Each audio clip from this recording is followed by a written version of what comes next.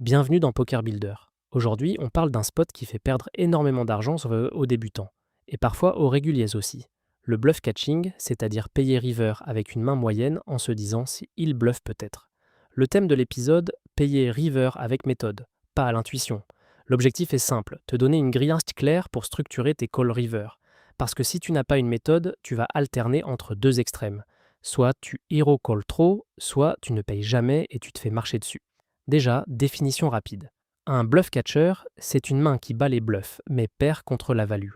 Typiquement, une paire moyenne, une top paire avec mauvais kicker, parfois hauteur as.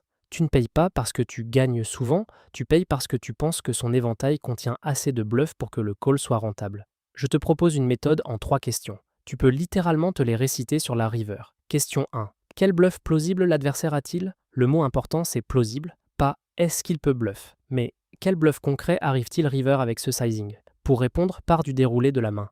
Quelles mains ont raté? Des tirages couleurs, des tirages quintes, des overcards, des backdoors? Est-ce qu'il a des combos qui avaient hors du sens de miser aux streets précédentes? Un bluff river, ce n'est pas juste une main ratée, c'est une main ratée qui a une ligne crédible. Est-ce que son profil bluffe vraiment ces mains-là? Certains joueurs checkent leur miss, d'autres transforment tout en bluff. Un bon réflexe. Au lieu de penser « il a des bluffs », liste 2 ou 3 catégories précises. Par exemple, tirage couleur raté à trèfle, tirage quinte raté type 9-8, une main comme a-high qui a 2 barrels et tente le troisième. Si tu n'arrives pas à donner des exemples concrets, c'est souvent un signal que tu es en train de payer pour voir. Question 2. Est-ce que ta main bloque de la value?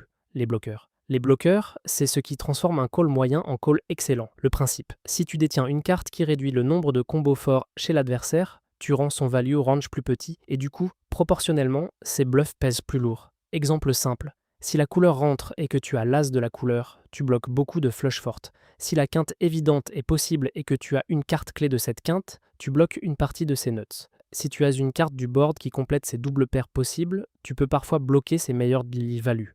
Attention, on parle surtout de bloquer la value, pas de bloquer les bluffs. Parfois, ta main bloque aussi des bluffs, et ça peut être un mauvais signe. Exemple, tu as une carte qui était typiquement utilisée en semi-bluff, tu réduis le nombre de bluffs disponibles. Question 3. Son sizing est-il cohérent avec de la value? Le sizing raconte une histoire. Un petit bet river peut être un blocage à une value thin ou un bluff cheap. Un gros bet, voire un overbet, doit représenter une value très forte, ou un bluff très polarisé.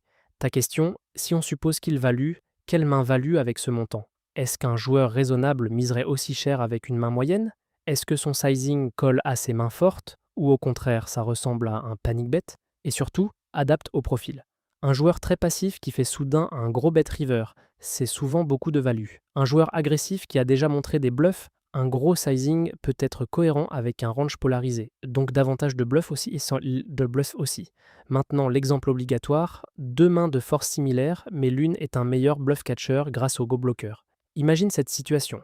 Tu es en cash game, board final, dame de pique, 9 de carreau, 4 de pique, 2 de cœur, 2 de pique. Ton adversaire mise cher river, disons 75% du pot. Tu réfléchis à payer avec une dame, donc top pair, kicker moyen. Tu as 2 options selon ta main. Main A, dame valet avec le valet de pique. Main B, dame valet, sans pique, par exemple valet de cœur. Les 2 mains ont exactement la même force en apparence. Top pair, même kicker. Pourtant, elles ne se valent pas comme bluff catcher. Pourquoi? Parce que sur ce board, la couleur à pique est possible. Quand vilain mise cher river, une partie de sa value logique, ce sont des flushs. Avec la main A, tu as le valet de pique, tu bloques une partie des flushs possibles, surtout celles contenant un valet de pique, et plus généralement, tu réduis les combinaisons où vilain aurait une flush non max. Avec la main B, tu ne bloques aucune flush.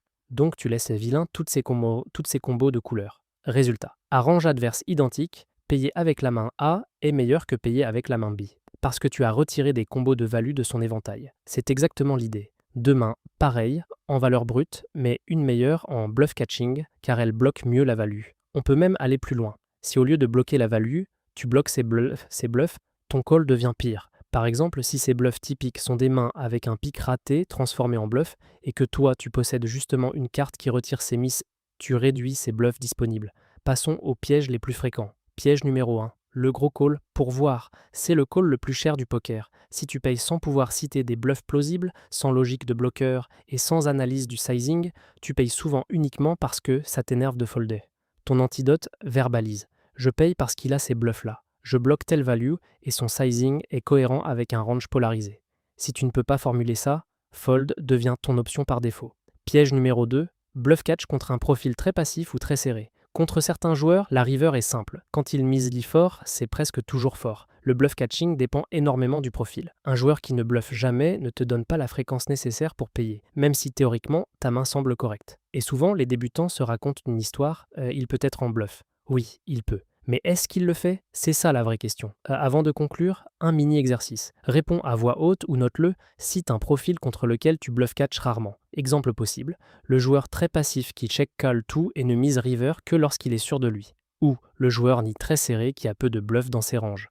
L'objectif, c'est d'ancrer une règle exploitante. Contre ces profils, tu foldes plus et tu économises énormément. Pour résumer la méthode en une phrase, bluff catch river, c'est lire bluff plausible, tools bon bloqueur, plus sizing cohérent, le tout ajusté au profil. Si tu veux progresser rapidement sur ces spots et surtout arrêter de naviguer à l'intuition, je t'invite à faire un tour sur pokerbuilder.com.